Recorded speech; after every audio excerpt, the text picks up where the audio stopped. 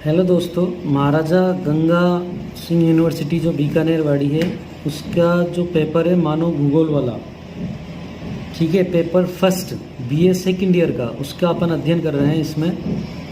तो देखिए, आपके एक प्रश्न आता है इसमें कि मानव भूगोल को परिभाषित करते हुए उसके उद्देश्य और क्षेत्र का वर्णन कीजिए। तो कई बार तो जो छोटा प्रश्न है उसमें ये पूछ लेता है वो मानव भूगोल की परिभाषा बताइए, ठीक है, और बड़ा प्रश्न इस तरीके का पूछता है वो। तो अगर आप जो यूनिवर्सिटी के जो निर्देश है वो 50% वाले और कहीं से भी आप प्रश्न उठाकर हल कर सकते हैं, अगर ऐसा है तो आप इस प्रश्न को उठा लीजिएगा।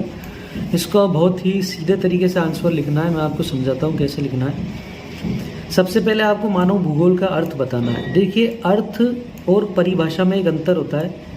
परिभाषा किसी व्यक्ति के द्वारा या किसी वैज्ञानिक के द्वारा या किसी भूगोलवेत्ता के द्वारा दी हुई होती है, उसे हमें एज इट इज़ लिखना होता है, उसको अपन को रटना होता है, ठीक है। उसमें हमें हमारी तरफ से कुछ भी इस्तेमाल नहीं करना होता, कोई सा भी शब्द जोड़ना नहीं होता, ऐसे कैसे हमें लिखना होता है जैसी उसने परिभाषा दी है। लेकिन जब हम किसी चीज़ का अर्थ बताते हैं तो वो अर्थ हमारे हिसाब से होना चाहिए, हमारी खुद की भाषा में। वो अर्थ हमें किताबों से रटा रटाया नहीं लिखना है। तो मानव भूगोल का जब सबसे पहले आप अपना जब उत्तर लिखोगे तो आप लिखोगे कि जैसे इस प्रश्न का उत्तर लिखने बैठोगे आप तो सबसे पहला टॉपिक डालोगे उसमें मानव भूगोल का अर्थ। फिर इसमें लिखोगे आप प्रकृति और वातावरण के साथ मानव के संबंधों का अध्ययन ही मानव भूगोल है। अब इसमें और डिटेल में ले सकते हो आप कि मानव प्रकृति से जुड़ा हुआ है, वातावरण से जुड़ा हुआ है। मानव किसी भी प्रकृति में एग्जिस्ट करता है, सांस लेता है, ठीक है, पानी पीता है, ठीक है, आकाश से बिजली गिरती है, ठीक है। वातावरण के साथ उसका ऐसा संबंध है कि वातावरण के बिना वो जीवित नहीं रह सकता, ठीक है। तो मानव प्रकृति और वातावरण के साथ ये जो संबंध बंधा हुआ है, ठीक है, इस संबंधों का अध्ययन हम जिस शाखा में करते हैं वही मानव भूगोल कहलाता है। इसको ऐसे लिख दिया आपने। फिर इसकी आपको परिभाषा लिखनी है, मानव भूगोल की परिभाषा। फिर आपको नाम लिखना है कुमारी सैंपल के अनुसार। कुमारी सैंपल एक महिला वैज्ञानिक है। तो उन्होंने क्या कहा था, क्रियाशील मानव। देखिए, मानव जो है कभी भी बैठा नहीं रहता, वो कुछ ना कुछ काम करता रहता है।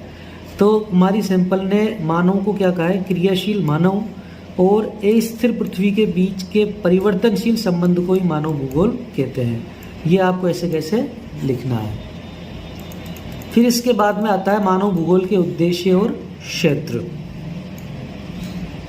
कभी कभी सीधा ही पूछ लेते हैं कि मानव भूगोल के उद्देश्य और क्षेत्र के बारे में समझाइए, तो उसमें भी आपको मानव भूगोल का अर्थ समझाना है और मानव भूगोल की परिभाषा देनी है, ठीक है। या ऐसे सवाल आ जाए, मानव भूगोल की प्रकृति और विषय वस्तु को समझाइए। ये पिछले पेपरों में आए हुए सवाल है। तो इसमें भी आपको पहले मानव भूगोल की परिभाषा देनी है जो मैंने ऊपर बताई है और अर्थ समझाना है।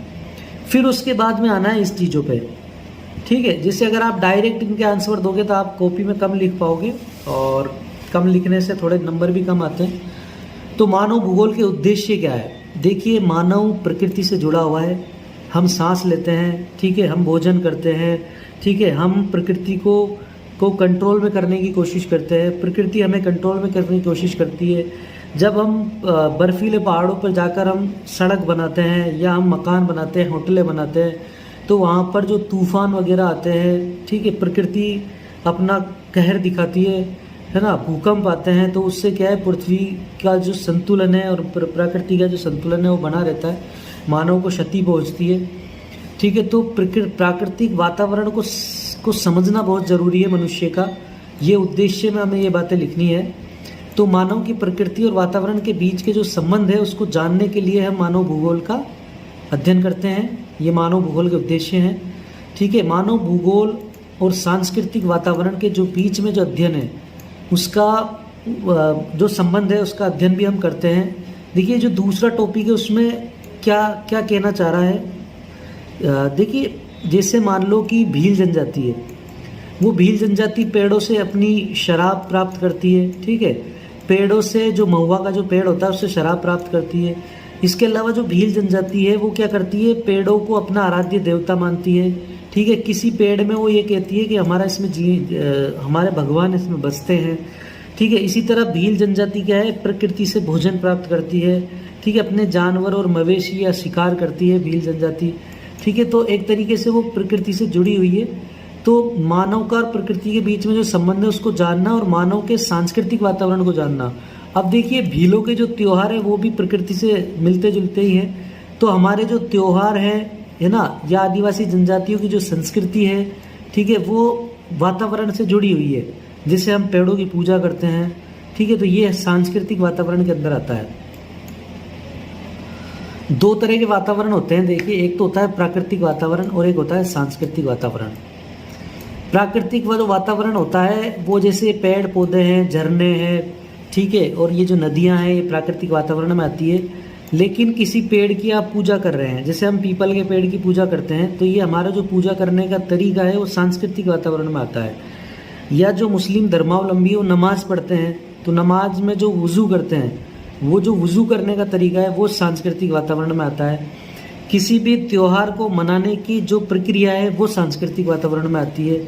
जैसे मान लो हम होली कैसे मनाते हैं, दिवाली कैसे मनाते हैं, ईद कैसे मनाते हैं, या हम हमारा जो गुड फ्राइडे है वो कैसे मनाते हैं, ये सारी चीज़ें सांस्कृतिक वातावरण के अंदर आती है।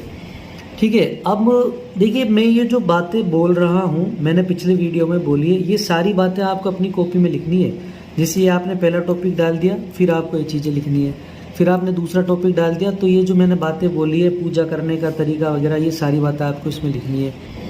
फिर तीसरा आता है पर्यावरण प्रदूषण को रोकना, पर्यावरण पर जो मानव की क्रियाओं का जो प्रभाव है उसको जानना कि मानव पर्यावरण को कैसे बर्बाद कर रहा है, मानव के ऐसे क्रियाकलाप जो पृथ्वी के लिए घातक हैं उनका अध्ययन करना, रोजगार के अवसर प्रदान करना मनुष्यों को, कृषि को समझना, पशुपालन को समझना, आदिवासी जनजातियों का जो जीवन है उसको समझना। इसके लिए हम मानव भूगोल का अध्ययन करते हैं। ये मानव भूगोल के उद्देश्यों में आपको लिखना है। अब आता है मानव भूगोल का क्षेत्र। तो मानव भूगोल का जो क्षेत्र है उसके बारे में क्या लिखना है आपको। मानव भूगोल का जो क्षेत्र है, मानव भूगोल के क्षेत्रों में आपको पहले पर्यावरण लिखना है। मानव के चारों ओर जो ये जो वातावरण है वही पर्यावरण कहलाता है। मानव जो पर्यावरण है उसको दो भागों में बांटा जाता है। प्राकृतिक वातावरण में जो प्रकृति ने जो चीज़ें बनाई है वो प्राकृतिक वातावरण के अंतर आती है। जैसे नदियाँ, झीलें, पहाड़, पर्वत, ये सब जंगल, और ये जो जानवर हैं तरह तरीके के पेड़ पौधे, ये सब प्राकृतिक वातावरण में आता है। फिर दूसरा आता है सांस्कृतिक वातावरण। सांस्कृतिक वातावरण में मानव ने जो जितनी वस्तुएं बनाई है वो सांस्कृतिक वातावरण में या मानव निर्मित वातावरण में आती है। जैसे ये टेबल, कुर्सी, टैबलेट, मोबाइल, ठीक है, ये सड़कें, ये जहाज, ठीक है, ये पुल, ये ब्रिजेस, ठीक है, ये जो मानव निर्मित गार्डन्स हैं, ये सब किस में आते हैं, सांस्कृतिक वातावरण में आते हैं। फिर मानव भूगोल का अगला क्षेत्र आता है मानव का उद्भव कैसे हुआ और मानव प्रजातियां, ठीक है, ये इसका अध्ययन भी हम मानव भूगोल के अंतर्गत करते हैं। फिर जनसंख्या का अध्ययन करते हैं मानव भूगोल में, ये भी क्षेत्र में आता है। मानव के अधिवास, जैसे नगर, बस्ती, शहरों को कैसे बसाना है, नगरों को कैसे बसाना है, गाँव की बस्तियाँ कैसी होती है, गाँव के घर कैसे होते हैं, शहरों के घर कैसे होते हैं, ये सब सारी बातें आपको किस में लिखनी है, मानव अधिवास में। फिर मानव की आर्थिक क्रियाएं कैसी होती है, जैसे कृषि कैसे करता है मानव, पशुपालन कैसे करता है, ये सारी चीज़ें किस में आती है, मानव भूगोल के क्षेत्रों में आती है। इसमें काफ़ी बड़ा सारा आप लिख सकते हो। अगर इसके आपको सरल नोट्स चाहिए तो आप हमारे जो एकेडमी है उससे कांटेक्ट कर सकते हैं। 94 60 55 91 08 पे जाके इसके आप सरल नोट्स मंगा सकते हैं सरल भाषा में, ठीक है। ये हमारी मानव एकेडमी के नंबर है 94 60 55 91 08। तो फिर इसके बाद में दूसरा सवाल आता है। देखिए इसका जो दूसरा सवाल है वो क्या है, मानव भूगोल में निश्चयवाद, संभववाद और नव निश्चयवाद के विकास की समालोचनात्मक परीक्षण कीजिए। कभी कभी छोटे प्रश्न आते हैं जैसे संभववाद क्या है, निश्चयवाद क्या है, नव निश्चयवाद क्या है। ये सवाल इस तरीके से भी आता है कि मानव और पर्यावरण के बीच के संबंधों को समझाइए। ये बड़ा सवाल भी आता है 15 नंबर का, 10 नंबर का, और ये छोटा सवाल भी आता है 2 नंबर का। तो इसको आपको कैसे समझाना है, कैसे लिखना है, मैं आपको इसकी पूरी डिटेल समझा रहा हूँ। मानव बड़ा जिद्दी है, वो प्रकृति को अपने वश में करने की कोशिश करता है शुरू से, और प्रकृति भी उसे सबक सिखाने की कोशिश करती है। मानव प्रकृति पर विजय पाना चाहता है, प्रकृति मानव पर विजय पाना चाहती है, लेकिन अंत में मानव सोचता है कि मुझे प्रकृति के साथ सामंजस्य बनाकर रखना होगा तो ये मानव और पर्यावरण के बीच में संबंधों को दर्शाता है। लेकिन मनुष्य जो है सभी प्राणियों में श्रेष्ठ है। उसने लगभग इस पृथ्वी पर जो प्रजाति पाई जाती है जानवरों की, उन सभी प्रजातियों को उसने जीत लिया है और प्रकृति को भी वो जीतने की कोशिश करता है। ठीक है, लेकिन जब वो प्रकृति के कई नियमों को तोड़ देता है तो प्रकृति उसे सबक सिखाने की सोचती है।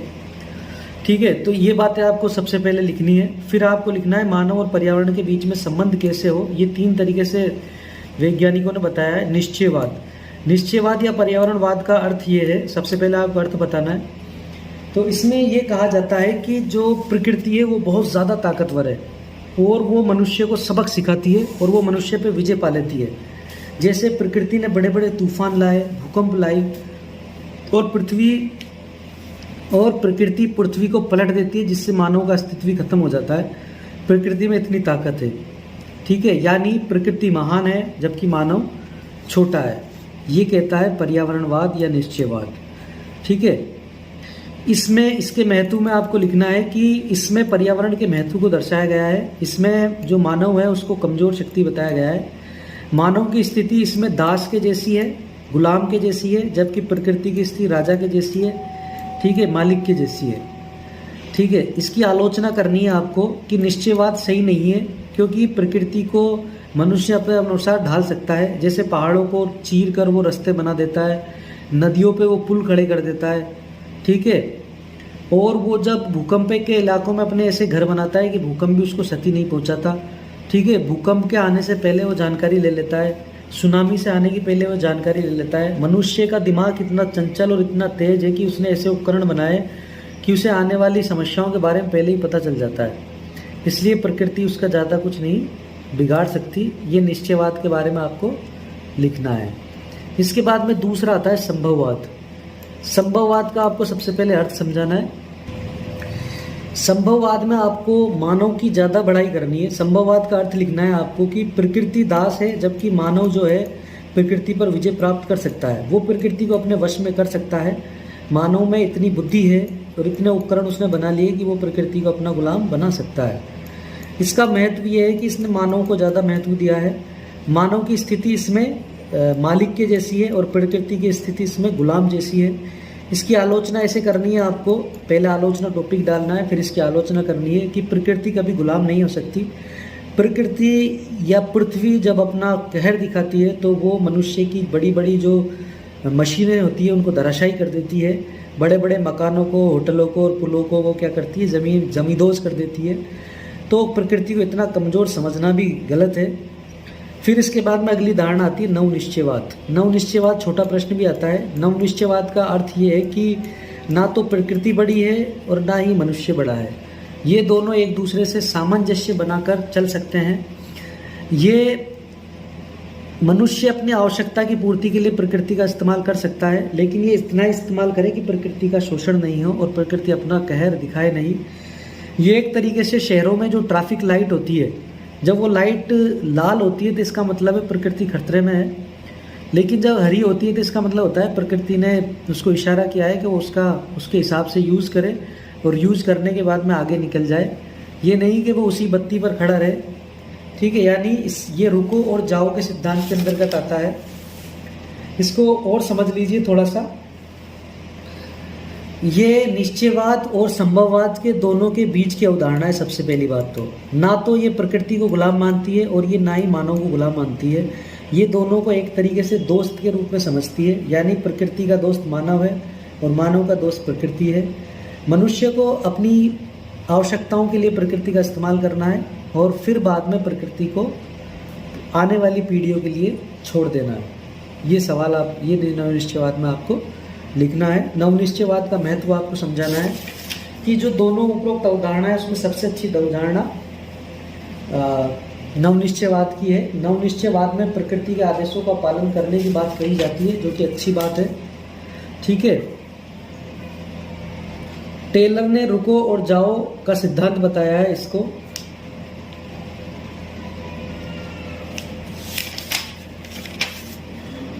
इसे संभावनावाद भी कहते हैं, प्रोबेबिलिज्म, नवनिश्चयवाद भी कहते हैं, आधुनिक निश्चयवाद भी कहते हैं।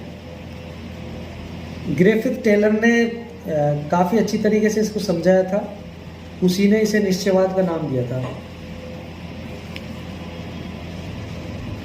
मानव भूगोल के 3 सिद्धांतों को स्पष्ट कीजिए। ये छोटा सवाल आता है आपके, नहीं ये बड़ा सवाल आता है, लेकिन छोटा सवाल भी आ जाता है कि मानव भूगोल के सिद्धांतों में किसी एक का वर्णन कीजिए। इस तरीके से आपके एक सवाल और आ जाता है। इसका वर्णन कैसे करना है आपको, पहले तो इन तीनों सिद्धांतों के नाम याद करने हैं आपको। क्रियाशीलता का सिद्धांत, पार्थिव एकता का सिद्धांत और वातावरण समायोजन का सिद्धांत। क्रियाशीलता का सिद्धांत में क्या लिखना है आपको कि जो पृथ्वी पर कुछ भी चीज़ स्थिर नहीं है, सभी चीज़ें बदलती रहती है। ठीक है, इन चीज़ों में बदलाव लाने वाली जो भौतिक शक्तियाँ हैं, जैसे सूर्य है, वायु है, जल है। ठीक है, देखिए सूर्य, वायु और जल कैसे काम करते हैं तीनों। जल क्या करता है, बहुत जैसे बड़े बड़ी जब तूफान आते हैं, जब बारिश होती है, तो वो पृथ्वी की चीज़ों को उलट पुलट कर रख देती है। वायु के जरिए, सूर्य के जरिए भी पृथ्वी की चीज़ें बदलती रहती है। भूकंप वगैरह जो है, सुनामी है, ये सब किस में आती है, भौतिक शक्तियों में आती है जो पृथ्वी पर बदलाव लाती हैं। लेकिन कुछ मानव निर्मित शक्तियाँ भी हैं, जैसे सड़क, बम, जैसे आप किसी जगह बम फोड़ रहे हो, जैसे समुद्र में या कई रेगिस्तानों में, तो वो भी पृथ्वी में बदलाव लाते हैं। ठीक है, दूसरा सवाल आता है पार्थिव एकता का सिद्धांत। इसका मतलब ये है कि पृथ्वी में जो तत्व पाए जाते हैं उनमें एकता है। आप इन तत्वों को अलग नहीं कर सकते, जैसे जल को, वायु को, सूर्य को आप अलग नहीं कर सकते, क्योंकि ये तत्व एक दूसरे से बंधे हुए हैं कैसे ना कैसे रूप से। जैसे जल और सूर्य और वायु से मिलकर प्रकाश संश्लेषण की प्रक्रिया होती है, जिससे पौधे जीवित रहते हैं। ठीक है, तो सभी चीज़ें एक दूसरे से बंधी हुई है। अगर आप इन चीज़ों को अलग अलग करने की कोशिश करोगे तो कुछ भी चीज़ें आपके समझ में नहीं आएंगी। इसलिए मानव भूगोल के जो सिद्धांत है, वो पार्थिव एकता का सिद्धांत ये कहता है कि आप सभी चीज़ों को मिलाकर इनका अध्ययन कीजिए। ठीक है, तीसरा जो है वातावरण समायोजन का सिद्धांत है। ये सिद्धांत ये कहता है कि जमीन, क्रियाशीलता के सिद्धांत के अंतर्गत जब जमीन पर कुछ परिवर्तन होते हैं, तो इन परिवर्तनों को जमीन अपने अनुकूल बना लेती है, पृथ्वी अपने अनुकूल बना लेती है। तो जमीन पर होने वाले बदलाव या वातावरण के साथ पृथ्वी का जो समायोजन करने का जो तरीका है, उसे वातावरण समायोजन का सिद्धांत कहते हैं। देखिए, अगर ये समायोजन का सिद्धांत नहीं होता तो आज आप और हम भी जीवित नहीं होते। ठीक है, ये समायोजन का सिद्धांत होता है, तभी तो कुछ दिन हम कहीं नए शहर में जाकर रहते हैं कोचिंग के लिए या नौकरी के लिए, तो कुछ दिन हमारा मन नहीं लगता, लेकिन कुछ दिनों बाद हमारा ऐसा मन लगता है कि हमारा दूसरी जगह जाने का मन नहीं करता। तो वो वातावरण के साथ समायोजन के सिद्धांत के अंतर्गत ही आता है। तो ये तीनों सिद्धांत आप रट लीजिए, और मैंने जैसा बताया इनको ऐसा कैसा आपको परीक्षा में लिखना है। विश्व में जनसंख्या वितरण का वर्णन कीजिए। विकसित और विकासशील देशों में जनसंख्या की समस्याएं बताइए। ये सवाल आ जाता है आपके। विश्व में जनसंख्या वितरण को प्रभावित करने वाले कारकों के बारे में बताइए। ये एक सवाल आ रहा है आपके, बड़ा प्रश्न आ रहा है ये परीक्षा में। कैसे लिखना है इसको, सबसे पहले आपको जनसंख्या वितरण का अर्थ समझाना है कि विश्व के सभी भागों में जनसंख्या का वितरण असमान है, यानी सभी जगह जनसंख्या समान नहीं है। किसी देश में जनसंख्या का ज़्यादा घनत्व है, किसी देश में जनसंख्या का कम घनत्व है, और कई देश तो ऐसे हैं जहाँ पर जनसंख्या 10-5 ही पाई जाती है। जैसे भारत, पाकिस्तान, चीन जैसे देशों में जनसंख्या का ज़बरदस्त दबाव है। ठीक है, और जनसंख्या घनत्व बहुत ज़्यादा है। तो यूरोप और अमेरिका के कुछ देश ऐसे हैं जिसमें जनसंख्या घनत्व बहुत कम है, और इसी तरह जो रूस है, उस रूस में जनसंख्या घनत्व बहुत ही कम है क्षेत्रफल के हिसाब से। फिर आपको बताना है जनसंख्या घनत्व का अर्थ। जनसंख्या घनत्व का मतलब है किसी क्षेत्र के क्षेत्रफल में और उस क्षेत्र में रहने वाले लोगों की संख्या, उस प्रदेश के लिए जनसंख्या घनत्व है।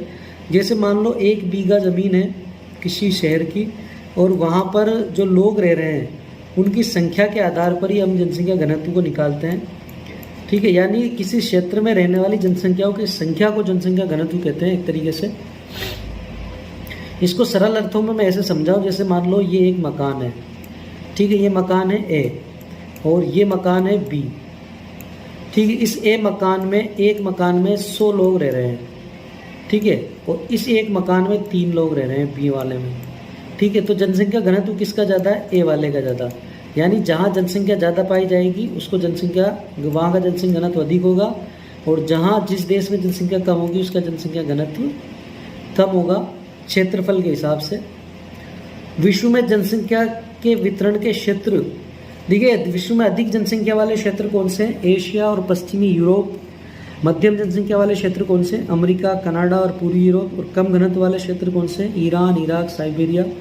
इसको आप इस चित्र से समझिए।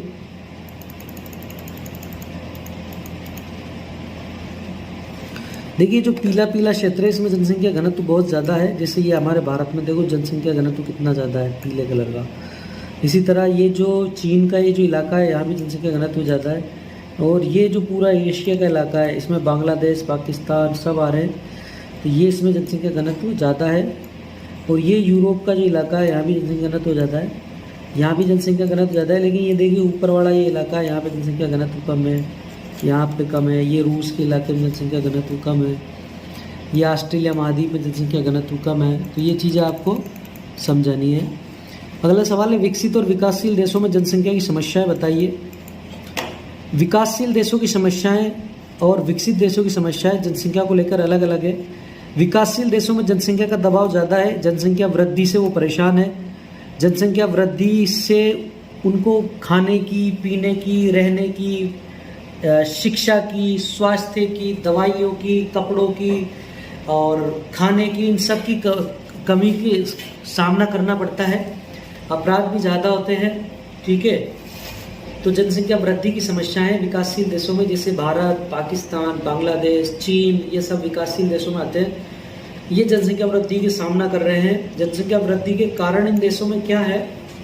देखिए सबसे पहले तो इन जनसंख्या वृद्धि के कारणों में ये यहाँ शिक्षा का ज़्यादा महत्व नहीं है, यहाँ पर गरीबी है, ठीक है। और यहाँ पर जो धर्म का प्रभाव ज़्यादा है, धर्म के प्रभाव की वजह से भी जनसंख्या बढ़ती है। फिर इसके बाद में आता है जनसंख्या वृद्धि को रोकने के उपाय। देखिए विकासशील देशों में जनसंख्या वृद्धि को रोकने के लिए जनसंख्या नीतियाँ लाई जा रही है, शिक्षा को बढ़ावा दिया जा रहा है, ठीक है। और जो आर्थिक जो व्यवस्था है उसको दुरुस्त किया जा रहा है ताकि लोगों के पास पैसा है। पैसा आने के बाद में जनसंख्या वृद्धि अपने आप कम होती है, ठीक है। जैसे यूरोपीय जो देश है, जो विकसित देश है, उन देशों में जनसंख्या वृद्धि कम है, उन देशों में जनसंख्या वृद्धि कम का सामना कर रहे हैं वो। तो कई देश तो ऐसे, जैसे जापान ने कहा है कि जो लोग ज़्यादा बच्चे पैदा करेंगे उन बच्चों को हम इनाम देंगे, नौकरी देंगे उन लोगों को। इसी तरीके से कुछ यूरोपीय देश है जिन्होंने, जैसे स्विट्जरलैंड है, स्विट्जरलैंड ने कहा है कि आप बच्चे पैदा कीजिए, पालेंगे हम। या बच्चा पैदा करने वालों को वहाँ पर इनाम दी जाती है, ठीक है। वहाँ पर क्या कहते हैं, नौकरी दी जाती है। तो इस तरीके से ये जो देश है वो जनसंख्या की कमी का सामना कर रहे हैं और जनसंख्या की बढ़ोतरी के लिए वो कई उपाय अपनाते हैं। जबकि जो विकासशील देश है, हमारे जैसे जो देश है, वो जनसंख्या को रोकने के लिए काम कर रहे हैं।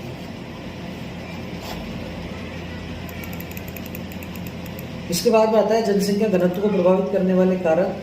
देखिए चाहे भारत का सवाल हो चाहे विश्व का सवाल हो, जनसंख्या घनत्व को प्रभावित करने वाले कारकों के बारे में आपको वर्णन कैसे करना है मैं बताता हूँ आपको। पहले तो जनसंख्या घनत्व का अर्थ समझाना है आपको। जनसंख्या घनत्व का अर्थ मैंने पहले ही बताया आपको कि क्षेत्रफल के हिसाब से जनसंख्या की जो लोगों की संख्या है उसी को जनसंख्या घनत्व कहते हैं। जैसे मान लो कि 1 बीघा क्षेत्र है, 1 बीघा क्षेत्र, उसमें 1000 लोग रहते हैं और एक जगह है वहाँ पर 1 बीघा में मात्र 10 लोग रहते हैं। तो जनसंख्या घनत्व कहाँ का ज़्यादा है? जहाँ 1 बीघा में 1000 लोग। जनसंख्या घनत्व का अर्थ मैं बता चुका हूँ आपको। जनसंख्या घनत्व को बढ़ाने वाले कारक, देखिए जनसंख्या घनत्व को बढ़ाने वाले कारक, जैसे मान लो दिल्ली की जनसंख्या ज़्यादा है ना, और राजस्थान के जैसलमेर की जनसंख्या कम है, तो इन दोनों में क्या फ़र्क है? जैसे दिल्ली एक तो राजधानी है, ठीक है, और एक वहाँ पर रोजगार के अवसर है, ठीक है, रहने करने की सुविधा VIP टाइप है, ठीक है, सभी तरह की सुविधाएं हैं। तो ये चीज़ें क्या है, जनसंख्या को आकर्षित करती है और उस क्षेत्र की जनसंख्या बढ़ जाती है। दिल्ली की जनसंख्या बढ़ गई, लेकिन जैसे जैसलमेर में जनसंख्या कम है, तो उसकी कमी के क्या कारण है? जैसे वहाँ पर रहने की सुविधा कम है ना, बिजली पानी की समस्याएँ हैं, ठीक है, वायुयान वगैरह की सुविधाएं कम है। तो उस तरीके की समस्या होती है जो जनसंख्या को दूर करती है। तो जनसंख्या घनत्व को बढ़ाने वाले कारक भौतिक कारक है, जलवायु, पानी, मिट्टी, पर्वत, मैदान, ये सब जनसंख्या घनत्व को बढ़ाने वाले कारक है। जलवायु अच्छी होगी तो वहाँ जनसंख्या ज़्यादा पाई जाएगी, पानी की कमी नहीं होनी चाहिए, मिट्टी उर्वर होनी चाहिए ताकि जनसंख्या का पेट बढ़ सके। पर्वतीय इलाके थोड़े ठंडे होते हैं इसलिए पर्वतीय इलाकों में जनसंख्या ज़्यादा पाई जाती है। मैदान, मैदानों में नदियाँ और मैदान फसलों के लिए उपयुक्त होते हैं, इसलिए मैदानी जनसंख्या ज़्यादा होती है। मानवीय कारक, सुख, ये तो भौतिक कारक है, और मानवीय कारक है सुख और शांति। जैसे जिस देश में लड़ाई हो रही है, क्या वहाँ पर जाकर बसना पसंद करेंगे आप? जैसे अफगानिस्तान में जाना पसंद करेंगे? नहीं। तो सुख और शांति भी होना चाहिए किसी प्रदेश में, ताकि जनसंख्या वहाँ पर बसने के लिए आ सके। लोकतंत्र भी आजकल जनसंख्या को बढ़ा रहा है, ठीक है। जन्म दर अगर अधिक है तो जनसंख्या अधिक होगी, जन्म दर कम है तो जनसंख्या कम होगी। कम मृत्यु दर भी होना चाहिए। प्रवास अगर नहीं होगा तो जनसंख्या घनत्व बढ़ेगा, या प्रवास ऐसा हो कि किसी क्षेत्र में जनसंख्या को ला रहा है तो वो जनसंख्या को बढ़ाएगा। प्रवास का मतलब होता है एक जगह से दूसरी जगह पर जाकर बसना। जनसंख्या वृद्धि के कई कारण होते हैं जो जनसंख्या घनत्व को बढ़ाते हैं। जनसंख्या घनत्व को घटाने वाले कारकों को दो भागों में बांटना है हमको, भौतिक कारक और मानवीय कारक। भौतिक कारक वो हैं जो प्रकृति ने हमें दिए हैं, जैसे सूखा, बाढ़, महामारी, भूकंप, ज्वालामुखी, रेगिस्तान, जंगल, ये सब जनसंख्या घटाने वाले कारक हैं। और मानवीय कारक है युद्ध की स्थिति किसी देश में, अधिक मौतें, तानाशाही, महंगाई, ये सब जनसंख्या घटाने वाले कारण है। जनसंख्या घनत्व को प्रभावित करने वाले कारणों को लिखना है आपको। इसके बाद में अगला सवाल आता है जनसंख्या से छोटे प्रश्न।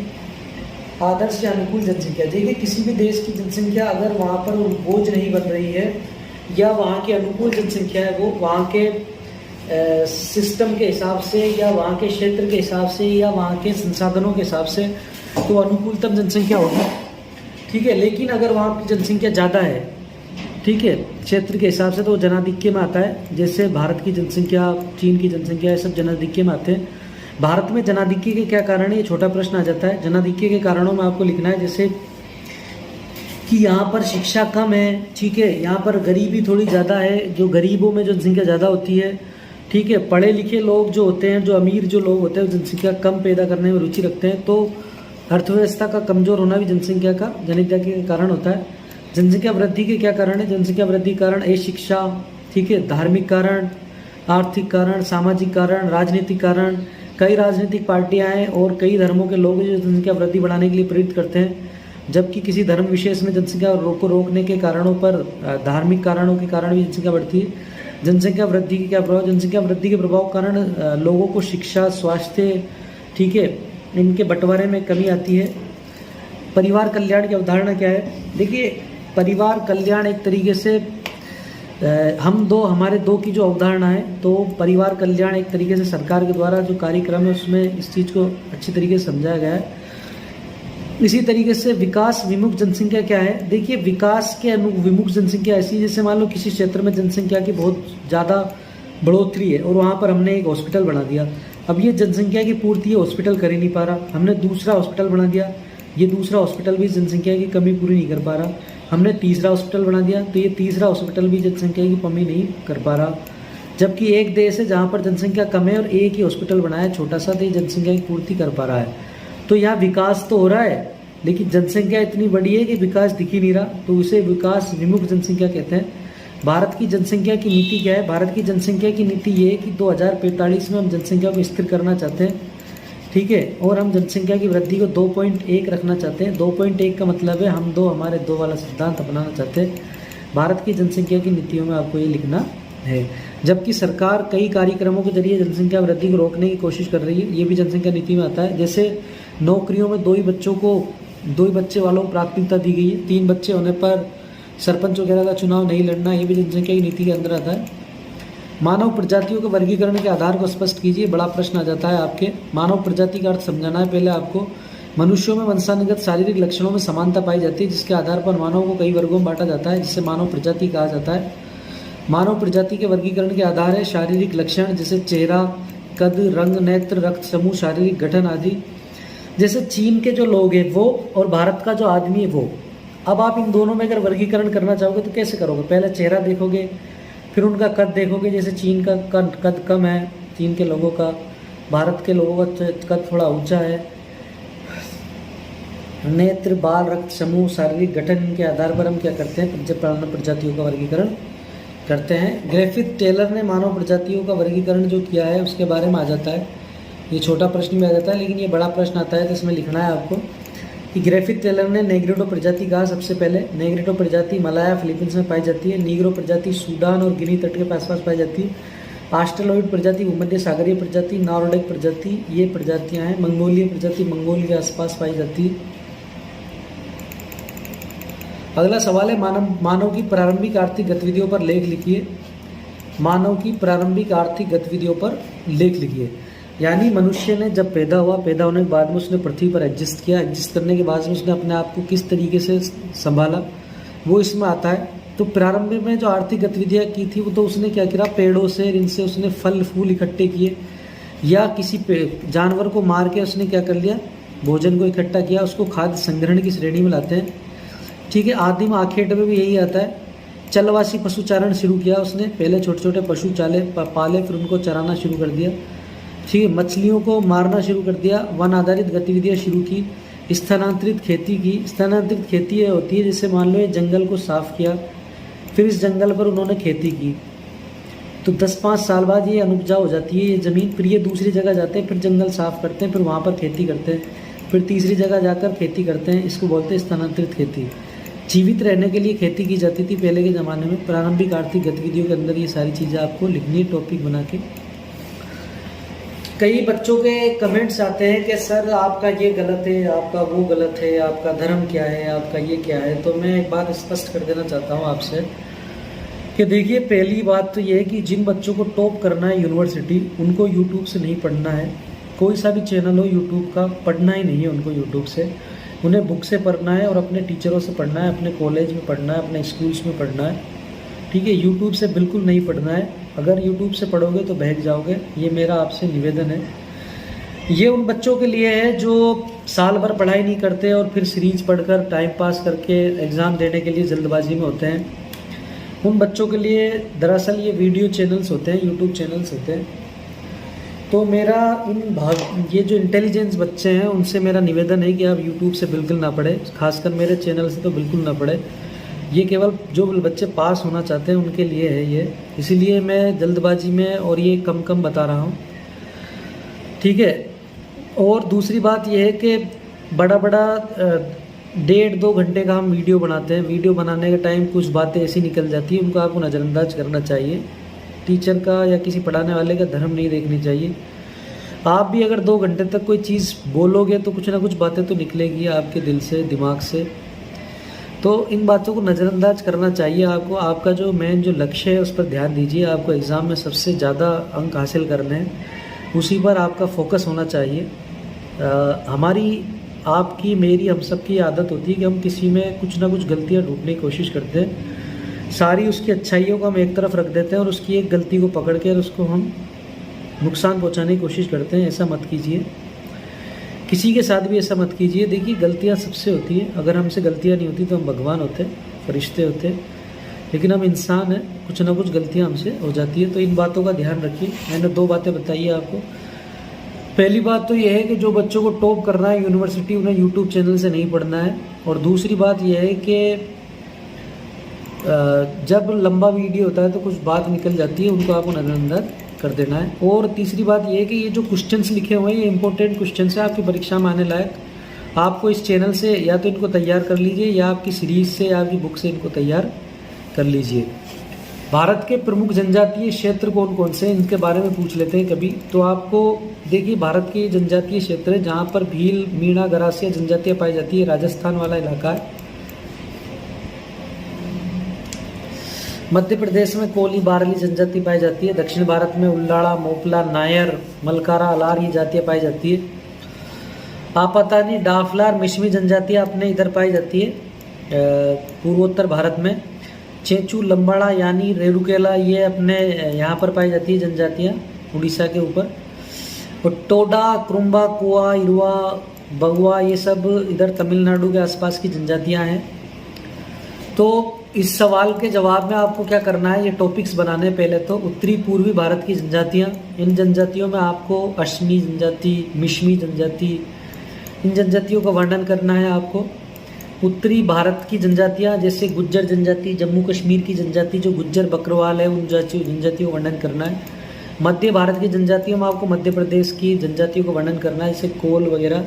राजस्थान की जनजातियों में आपको भील, गरासिया इन जनजातियों का वर्णन करना है। दक्षिणी भारत की जनजातियों में आपको कई जनजातियाँ मिल जाएगी, इनका वर्णन करना है। अंडमान और निकोबार की जनजातियों को वर्णन करना है। लक्षद्वीप की जनजातियों को वर्णन करना है आपको। देखिए लक्षद्वीप की जनजातियों ने लक्षद्वीप की जनजातियाँ सबसे ज़्यादा पढ़ी लिखी, 99%, 96% वहाँ पर लोग पढ़े लिखे हैं। विश्व की प्रमुख जनजातियों के बारे में पूछा जाता है। Eskimo, Naga, pygmy, bushman, Gond, ये जनजातियों के बारे में पूछ लेते हैं। सबसे बड़ा सवाल एस्किमो के बारे में आता है। तो सबसे पहले आपको जनजाति का अर्थ समझना है। अविकसित अर्थव्यवस्था वाले लोगों का समूह जिसमें सांस्कृतिक और सामाजिक समूहता पाई जाती है। इस समूह के लोगों की एक जैसी बोली, एक जैसे लक्षण है ना, एक जैसा रहना खाना होता है। इन जनजातियों के सामान्य लक्षण होते हैं जैसे एक साथ रहना, एक साथ खाना, एक साथ शिकार करना, एक जैसे इनके घर होते हैं, ठीक है, इनके खुद के नियम कायदे होते हैं। ये आधुनिकता से पिछड़े हुए होते हैं, पढ़े लिखे नहीं होते ये। इनकी अर्थव्यवस्था कमज़ोर होती है। ये पेड़ों पर जीवन यापन करते हैं, आखेट से, मछलियों से, इनसे भोजन करते हैं ये। सबसे पहला सवाल बनता है एस्किमो जनजाति के बारे में। एस्किमो जनजाति का निवास क्षेत्र टुंड्रा प्रदेश है, जो कनाडा है उसके नीचे का क्षेत्र या दक्षिणी और उत्तरी अमेरिका के ऊपर का क्षेत्र एस्किमो जनजातियों का निवास स्थल है। एस्किमो जनजाति बर्फीले इलाकों में पाई जाती है, ठीक है। एस्किमो जनजाति का जो भौतिक पर्यावरण है उसके बारे में लिखना है आपको कि ये बर्फीले प्रदेशों में पाई जाती है। वहाँ पर बहुत ठंड होती है, ठंडी ठंडी हवाएं चलती है। उस ठंडी हवा से बचने के लिए ये एक बर्फ़ का घर बनाते हैं, उस बर्फ़ के घर को इग्लू कहते हैं। और ये जो जीव जंतु है उनका शिकार करते हैं, क्योंकि ये खेती तो कर नहीं सकते। रेंडियर नाम का एक कुत्ता टाइप एक जानवर होता है, उससे ये अपनी गाड़ी बनाते हैं और उसको खिंचवाते हैं उससे। भालू, मछली इनका ऐसे शिकार करते हैं। इनका जो शरीर होता है वो बर्फीले इलाके के अनुकूल बन चुका होता है। इनका व्यवसाय ज़्यादातर आखेट होता है, यानी मछलियों को मारना, जानवरों को मारना ही इनका मुख्य पेशा होता है। फिर वो जानवर को मार के क्या करते हैं, वो बर्फ़ का तो इनका घर होता ही है, वो बर्फ़ के नीचे गाड़ देते हैं, बर्फ़ के नीचे रखते हैं उसको। फिर रखने के साथ ही इनका जो आखेट होता है या जो भोजन होता है वो कई दिनों तक चलता है, ठीक है। इस तरीके से ये जीवन यापन करते हैं। इनका जो समाज होता है इसमें इस पिता की सबसे ज़्यादा मानी जाती है। यहाँ पर एक आदमी एक ही औरत रखता है। अब वो जो एस्किमो होते हैं वो पढ़े लिखे होते जा रहे हैं। कनाडा के जो सामान्य लोग हैं उन लोगों से मिल रहे हैं। इन लोगों को लकड़ी काटने के काम में लगाया जा रहा है ताकि ये क्या करें, सामान्य लोगों से मिलजुल सके और उनकी अर्थव्यवस्था को समझ सके। इन्हें पढ़ा लिखा बनाया जा रहा है। इनकी जो संस्कृति होती है उसको मिटाया जा रहा है, ठीक है। देखिए जनजाति वालों का जब भी प्रश्न आएगा तो आपको ये सारे टॉपिक याद करने हैं। सबसे सीधा सवाल बता रहा हूँ मैं, इस सवाल को आपको हल करने का तरीका बता रहा हूँ आपको मैं। कोई सी भी जनजाति आए आपको ये सारे टॉपिक्स लिखने हैं, जैसे निवास स्थान, जलवायु, वनस्पति, जीव जंतु, व्यवसाय, वस्त्र, आवास, हथियार, शरीर और सामाजिक जीवन।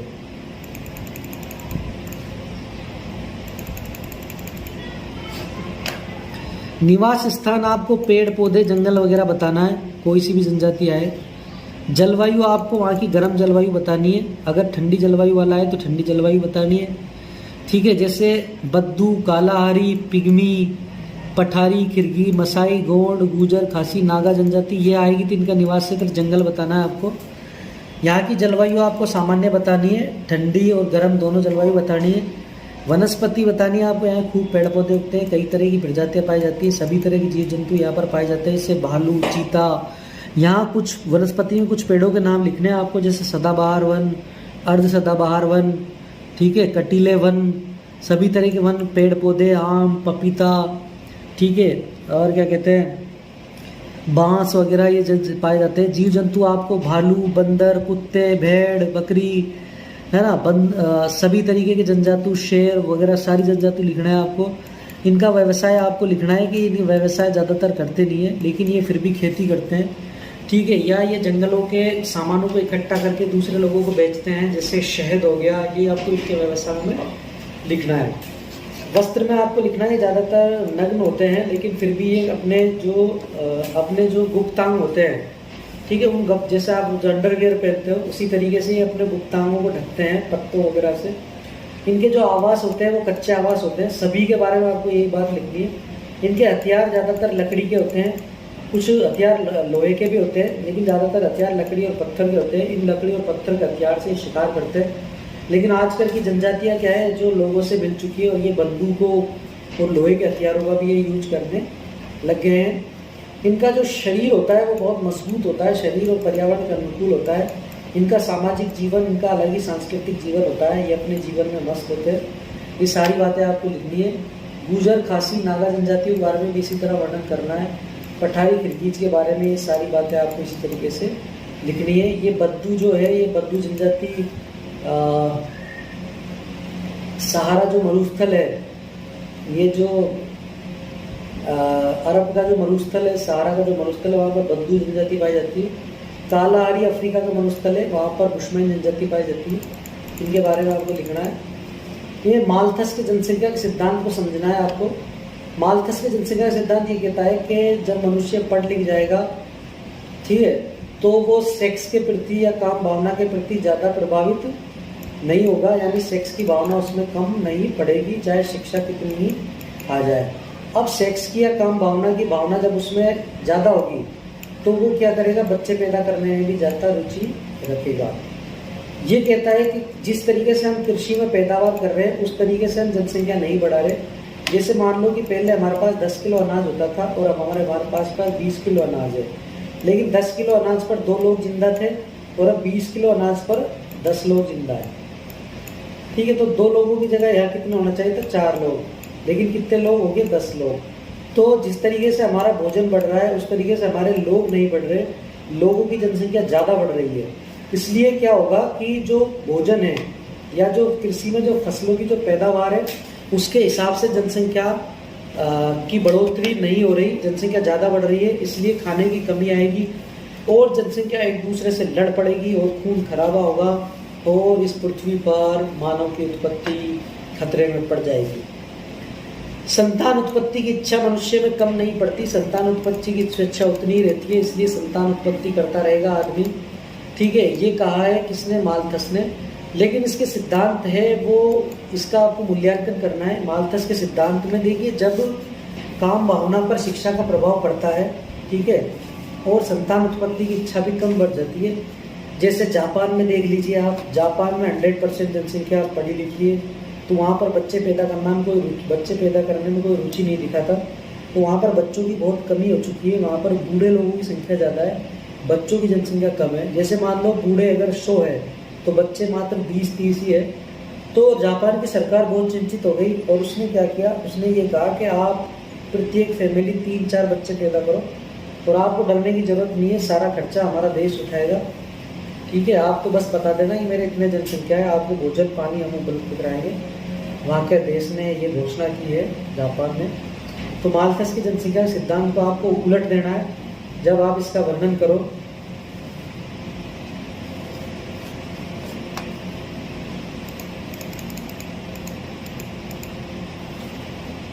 देखिए, सबसे पहले प्रवासन का अर्थ समझिए आप।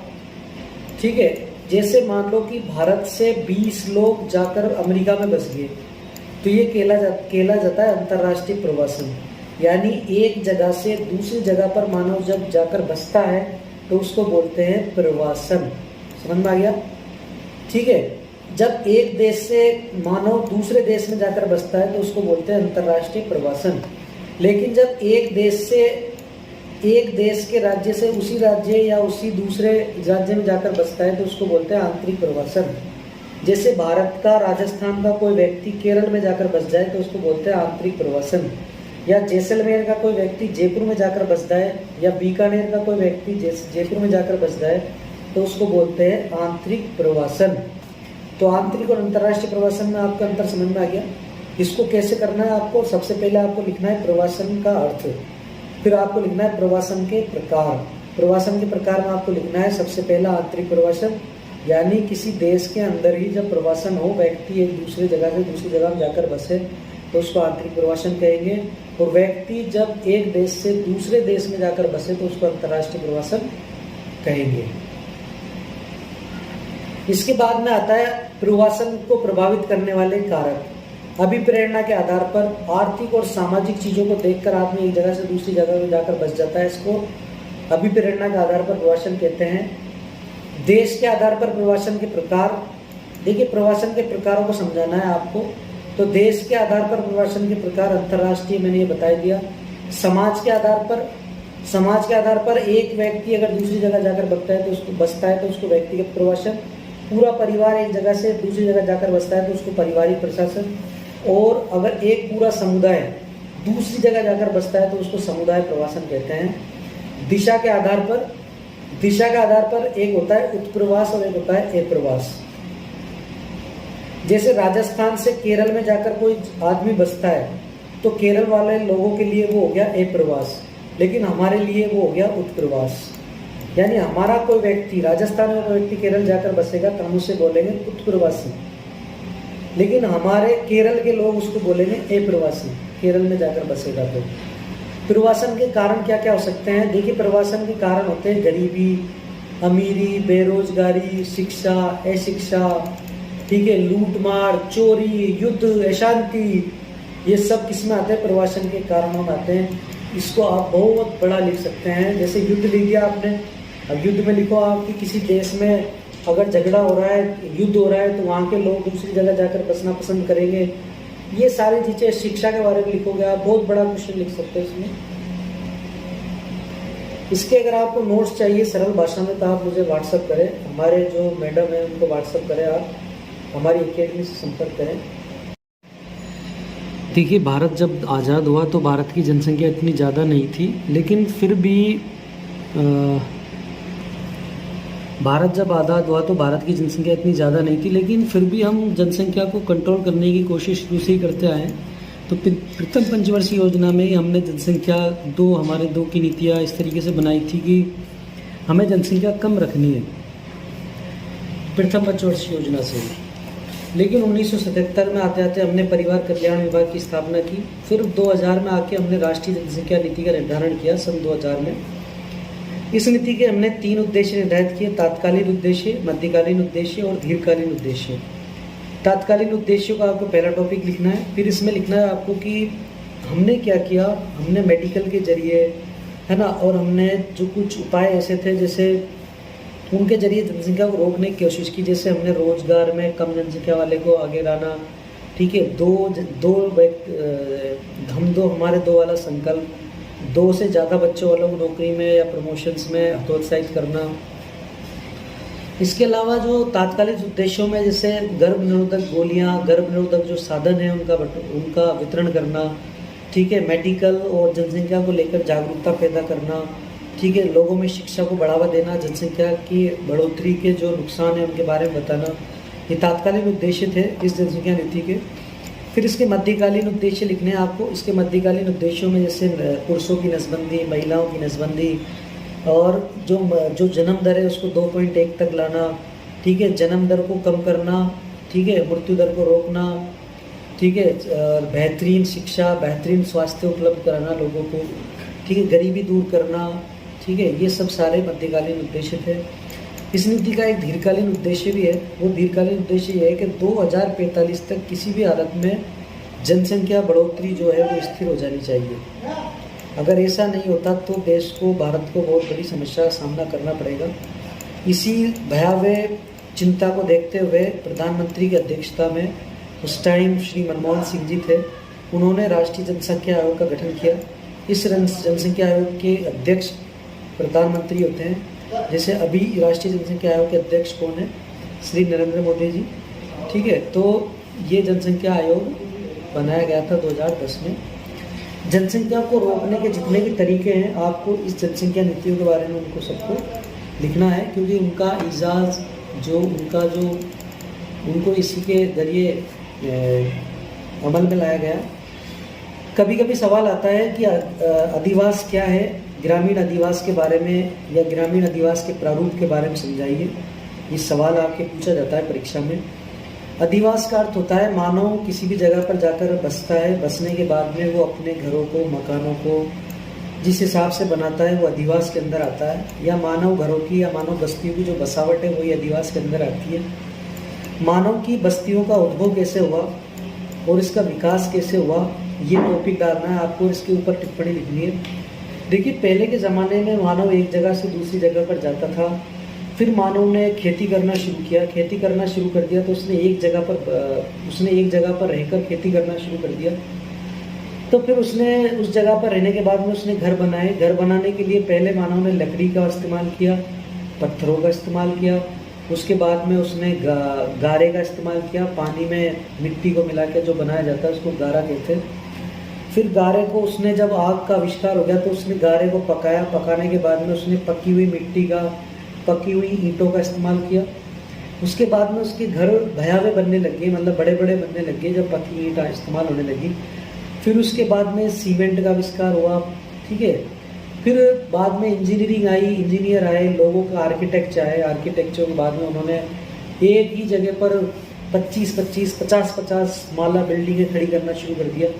तो ये आधुनिक जो स्वरूप है वो बस्तियों का प्रकार है। तो बस्तियों का उद्भव इस तरीके से हुआ। मानव अपने समाज को लेकर एक जगह पर बसना स्टार्ट कर देता है।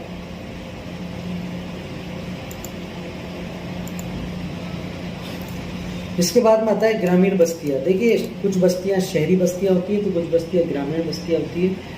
ग्रामीण बस्तियाँ कौन सी होती है, शहरी बस्तियाँ कौन सी होती है, इनकी पहचान कैसे करते हो आप? देखिए, गाँव में सुविधाएं कम होती है, ज़्यादातर पक्के मकान कम होते हैं। तो ग्रामीण बस्तियाँ जो खेती पर आधारित बस्तियाँ होती है वो ग्रामीण बस्तियों में आती है। आजकल का माहौल तो अलग हो गया। खैर, ग्रामीण बस्तियों के प्रकार में आपको छिद्री, बड़े जो दूर दूर मकान होते हैं उनको छिद्रित बस्तियाँ कहते हैं। संकेंद्रित बस्तियाँ होती है, जिससे ग्रामीण एक जगह पर इकट्ठे होकर पास पास मकान बनते हैं उनको।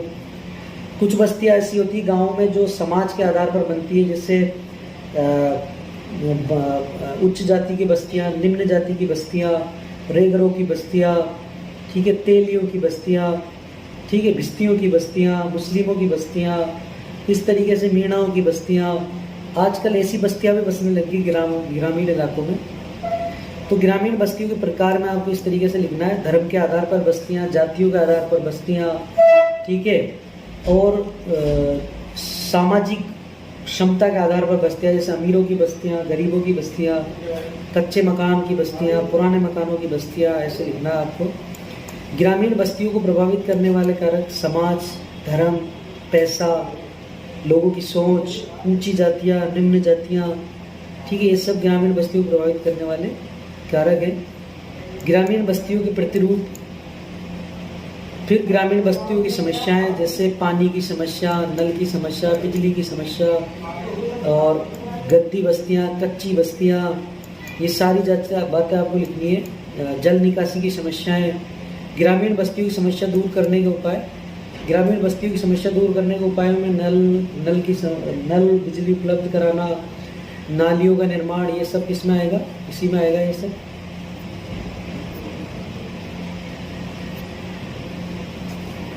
इसके बाद में अगला जो टॉपिक है वो है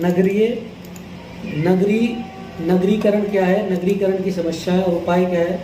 नगरीय बस्तियां, जो नगरों में बस्ती हो, नगरीय बस्तियां। नगरों के प्रकार, देखिए, कुछ बड़े नगर होते हैं जिनको महानगर कहते हैं। कुछ नगर होते हैं जिसे अपना जो कोलकाता है वो महानगर की श्रेणी में आता है, ठीक है। इस तरीके से नगरीकरण का अर्थ होता है, जैसे नगरों का जो बसना होता है वो नगरीकरण कहलाता है।